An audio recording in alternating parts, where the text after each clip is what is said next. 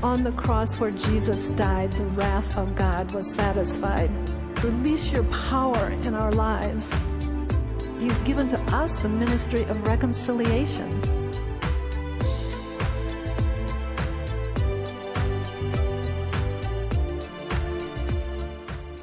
Well, hello everyone, and greetings from Focus on the Family. I'm James Dobson, and it is indeed my pleasure to be able to speak with you today concerning one of our most effective ministries, Love One Out.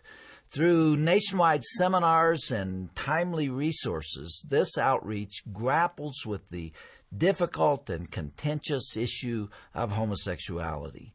More than ever, Christians who care about children and the future of our nation need to be able to articulate God's intent for human sexuality. Indeed, our culture is awash in immorality and secularism, as you know, and now the very institution of marriage is being threatened by same-sex unions. Is the Love One Out conference pertinent to you, your family, or your church? I'd argue that no person or institution has escaped the influence of the pro-homosexual agenda. Those struggling with same-sex attraction are our neighbors, and our friends, and our co-workers, and our family members, or even those who are sitting next to us in the pew. Do you know how to respond on a relational and political level? Are you comfortable speaking the truth in love, all while caring for the individual and trying to help? The team at Love One Out has equipped thousands to articulate the Christian message, and they're ready to put an arm around those of you who are dealing with a gay loved one yourselves. In fact, we'd be honored if you'd consider our ministry a refuge, a place to turn with your questions and your confusion and your grief. What you'll hear through Love One Out may surprise you. It's a radically different perspective on homosexuality than the normal fare from educators and elected officials and those in the media. It's redemptive and hopeful, and it's changed the lives of countless individuals and families across the United States and around the world. Thank you for your time today, and may each of you be encouraged by God's promise that there is hope for change, and may you sense His love and care. God's blessings to you all.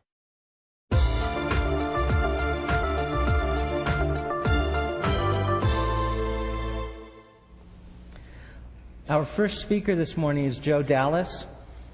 Joe is a pastoral counselor and author who's been with the Love One Out team since we began in 1998. He's also served as the president of Exodus International and conducts conferences and seminars around the country. Please welcome Joe Dallas.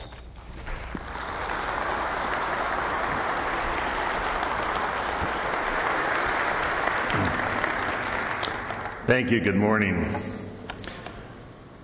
Thank you for taking the time to come out and address one of the most pressing and difficult issues the church is facing today. This is not a subject that has always been easy to raise within the church. I remember over 20 years ago when I was first asked to address a congregation on this topic. Before the service began, the pastor nervously took me into his study, and he said, "Now, brother," you know you're in trouble anytime somebody starts a sentence, "Now, brother."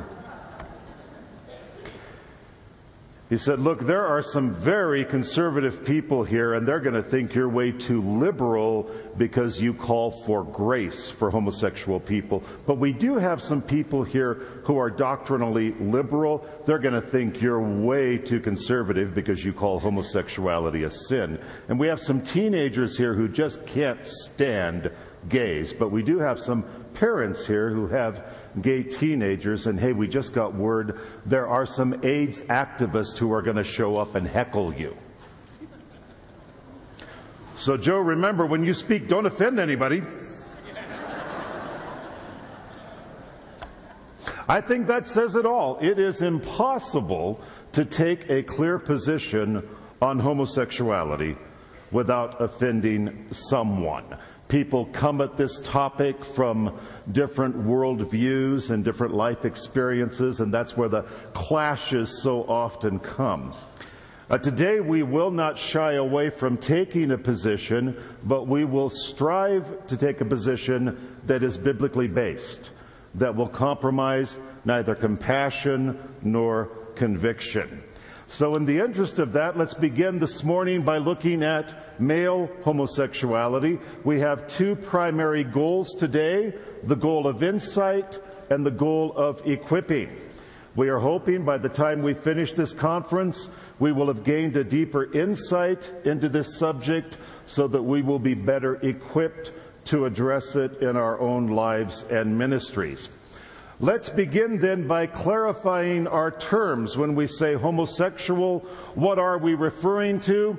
Homosexuality is a term with a threefold application. It can refer either to orientation or to behavior or to identity. Let's look briefly at each. First, the homosexual orientation or condition, whichever you prefer, both are morally neutral terms. And that is an orientation by which a person is sexually aroused primarily by members of the same gender. It is internal, and it's a condition by which someone is aroused by someone of the same sex. A couple of points on that. First, by and large, the homosexual orientation or condition is involuntary. That is to say, people do not choose to be attracted to the same sex. It is something that is discovered, but generally not something that is chosen. Most, if not all of you, have always been heterosexual.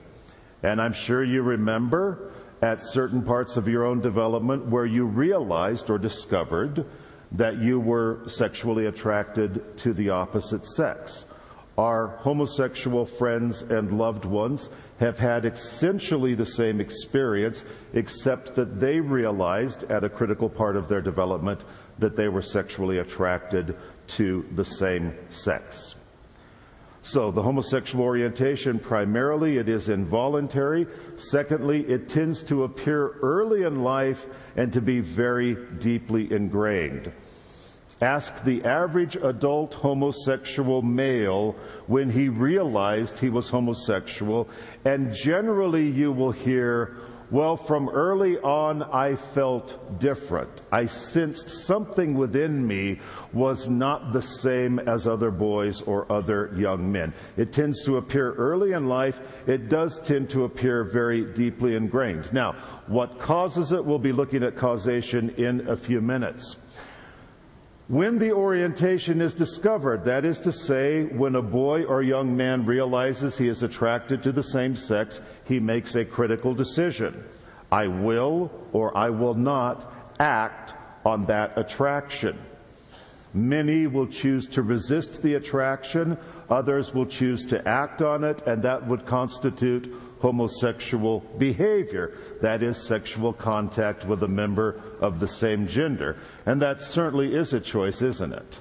I would agree with those who say, hey, I did not ask to feel this way. I did not choose these feelings. Fair enough. But I would disagree with those who say, and therefore I inevitably have to act on these feelings. Honestly, all of us make decisions